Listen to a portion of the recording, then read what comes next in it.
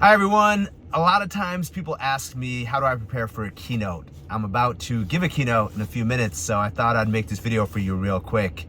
And I've had the opportunity to keynote over 1,000 times to small groups, large groups, and I've developed a routine that I find works really well and consistently yields high impact keynotes, presentations for my partners and customers and clients. And so here's what it is. So the first thing is, philosophically, I believe that a good presentation is always about the audience. It's not about the presenter. So it's not about me. Even if I'm being asked to share my story, I have to share my story in a way that is useful to the audience. Same thing for you. When you're asked to present, it's not about you. It's about the audience you're serving and having impact on them. So how do you figure out how to have impact on an audience? Where the best way I know is I'll just ask. So I'll email the meeting organizer in advance, and I have a questionnaire where I ask questions about the audience, about the goals of my presentation, about the demographics, how I can be most useful. And people do a great job filling these out.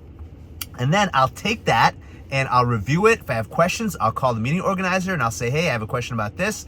Once I'm set, I will then outline my presentation in a Google Doc and outline the entire thing. I find that trying to write out every word for word, does not work. It just leads to something that maybe feels polished, but it's not authentic. So I like just to have the stories I want, and certainly I'll rehearse them and have a good, strong roadmap.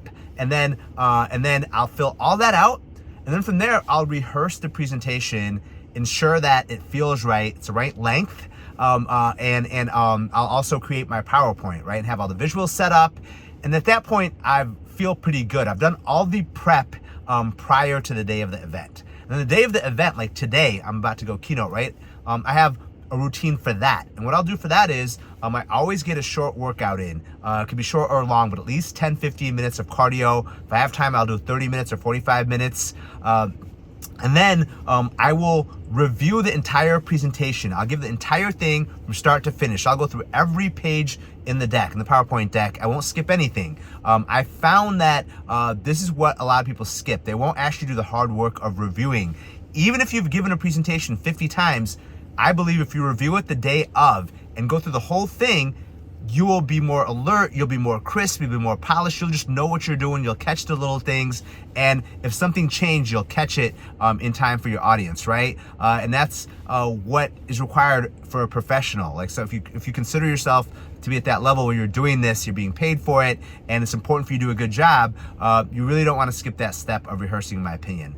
And then I will, after that, I'll usually do a meditation of some kind, a short meditation. I find that helps me calm down. And then in terms of diet, I won't eat much in the 2 or 3 hours before. I find that bogs me down a little bit. I'm not as alert. I'm not as crisp.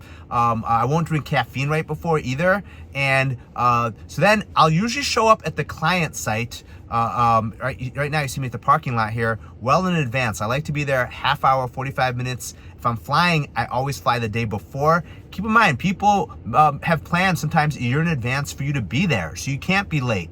You can't get the time wrong. Like there's people who have an agenda from top to bottom, so you got to be there on time, ahead of time, to make sure everything is looking good, right? So that's why I'm here in the car ahead of time, ready to go. It also relaxes you. You're not racing, trying to beat traffic at the last second. Not a good way to start a keynote, right? So I'm here, can walk in at any time. I'm calm, I'm relaxed. And then the final thing that I'll kind of share as a mindset is always expect something to go wrong. Like, I've literally had tornadoes where we had to go to the basement in the middle of my speeches. I've had all the internet, PowerPoint, everything go off. And if you have the mindset of, I expect things to go wrong, and I always adjust. I don't say things to my audience like, well, if that hadn't happened, I could do a good job. I would have done a good job for you, which I don't like it when people say that. Like, when people make an excuse, because they're basically telling the audience, it's okay for me not to do a good job for you because of some external event. No, if you are a serious presenter and you're a professional, you say, no, I always do a good job no matter what. I always get the job done. In fact, I expect for things to go wrong in a presentation, and I still come through. That's how good I am, right? Like, and that's how you should approach it. And a lot of times it ends up being humorous and funny, and ends up working out even better when something happens you didn't expect. So no matter what happens, you're always there. You do a good job. You adjust. And then the other thing I'll share with you is if you come in and your energy is off, where you're in a bad mood or something happened and you let it get to you, the audience will definitely know. Like, the audience knows if you're happy to be there.